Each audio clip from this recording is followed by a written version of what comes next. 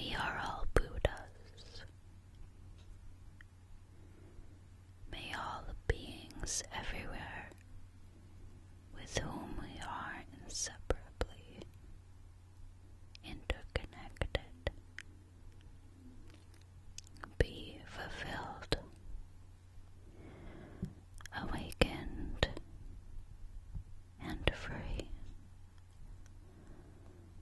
May there be peace in this world and throughout the entire universe, and may we all together complete the spiritual journey.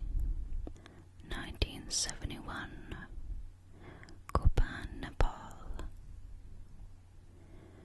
It is morning in the lush Kathmandu Valley. I'm in a small clay, mud-floored hut at the top of a Gopan hill, surrounded by gleaming snow-covered Himalayan mountain tops. The rising sun has started to evaporate the mist, covering the rice paddies below. At the bottom of the hill I can see 3 barefoot young Nepalese villagers filling water jugs from a spring. Soon one of them will put a jug on his head and carry it up the hill and leave it outside my hut. I am alone for a week on my first solitary meditation retreat. As I watch the sun rise and set each day, I meditate, watching my breath and looking within. Later in the day, following the ancient oral teaching traditions, a Tibetan Lama will come to guide me. There is a joke about spiritual seekers and travelers, men and women like me. Margie Smith, a pleasant-looking woman who gave birth to her children in the 1950s, approaches a travel agent. I must get to the Himalayas for my vacation, Mrs. Smith says. I've got to talk to a guru. The Himalayas, Mrs. Smith. Are you sure? The travel agent asked. It's a long trip. Different language. Funny food. Smelly ox carts. How about London? Or Florida? Florida is lovely this time of year. Mrs. Smith is adamant she must go to the Himalayas to talk to a guru. So Mrs. Smith, wearing her best blue suit and her black pumps with the sensible heels, heads east, taking a plane, a train, a bus, and yes, an ox cart, until she finally arrives at a far-off Buddhist monastery in Nepal.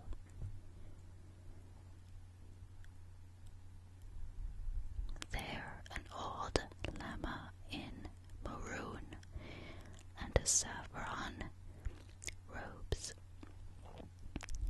tells her that the guru she seeks is meditating in a cave at the top of the mountain, and Mrs. Smith came a long way, and she is a determined woman who wouldn't be put off. Finally, the Lama relents. "All right," he says. "If you must, you must. But there are some ground rules. You can't stay long. And when you speak to the Guru, you can say no more than 10 words. He lives there alone, in silence and meditation." Mrs. Smith agrees, and with the help of a few lamas, monks, and Sherpa porters, she starts trudging up the mountain. It's a long, hard climb, but she doesn't give up. With an enormous effort of will and energy, she reaches the top. In the cave in which the Guru is meditating. Her mission accomplished, Mrs. Smith stands at the entrance, and in a clear, loud voice, she says what she came to say. "Sheldon, enough is enough. It's your mother. Come home already." The happy monk. Once upon a time, there was a high-class rich man. As he became older, he realized that the suffering of old age was about the same for rich and poor alike. So he gave up his wealth and class position and went into the forest to live as a poor monk. He practiced meditation and developed his mind. He freed himself from the unwholesome thoughts and became contented and happy. His peacefulness and friendliness gradually drew 500 followers to his side. At that time, long ago, most monks usually looked pretty serious. But there was one monk, even though he was quite dignified, always wore at least a little smile. No matter what happened, he never lost this glimmer of inner happiness. And on happy occasions, he had the broadest smile and the warmest laughter ever. Sometimes monks, as well as others, would ask him why he was so happy, that he always wore a smile. He chuckled and said, "If I told you, you wouldn't believe me. And if you thought I spoke a lie, it would be a dishonor to my master." The wise old master knew the source of the happiness that could not be wiped from his face. He made this happiest monk his #1 assistant.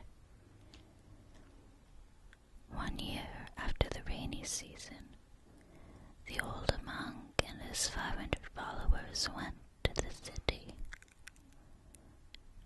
The king permitted them to live in his pleasure garden for the springtime. This king was a good man who took his responsibility duties as ruler seriously. He tried to protect the people from danger and to increase their prosperity and welfare.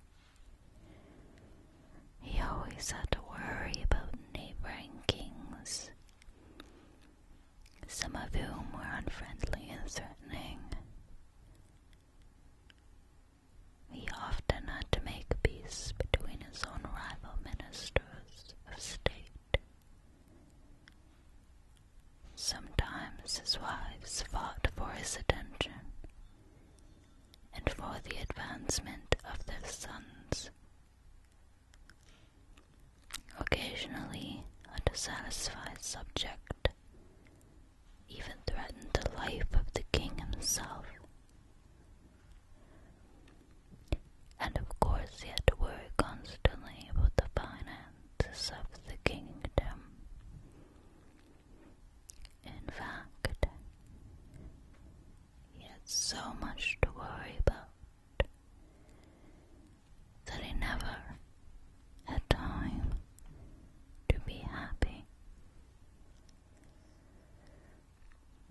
As summer approached, he learned that the monks were preparing to return to the forest.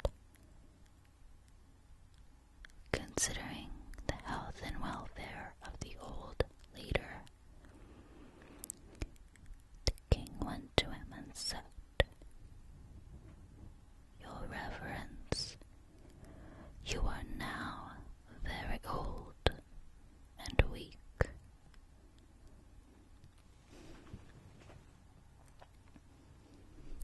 What good does it do to go back to the forest? You can send your followers back while you remain here." The chief monk then called his #1 assistant to him and said, "You are now the leader of the other monks while you live in the forest. As I am too old and weak, I will remain here as offered by the king." So the 500 returned to the forest and the old one remained.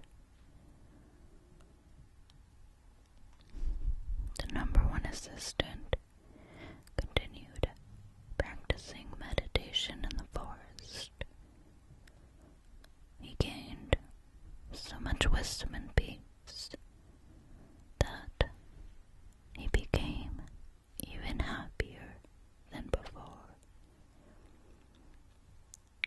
He missed the master and wanted to share his happiness with him. So he returned to the city for a visit. When he arrived, he sat on a rug at the feet of the old monk. They didn't speak much, but every so often the #1 assistant would say, "What happiness! Oh, what happiness!" Then the king came to visit. He paid his respects to the chief monk. However, the one from the forest just kept saying, "What happiness! Oh, what happiness!" He did not even stop to greet the king and show proper respect. This disturbed him. And then he thought, with all my worries, as busy as I am looking after the kingdom, I'll take time out for a visit, and this monk does not respect me enough to even recognize me. How insulting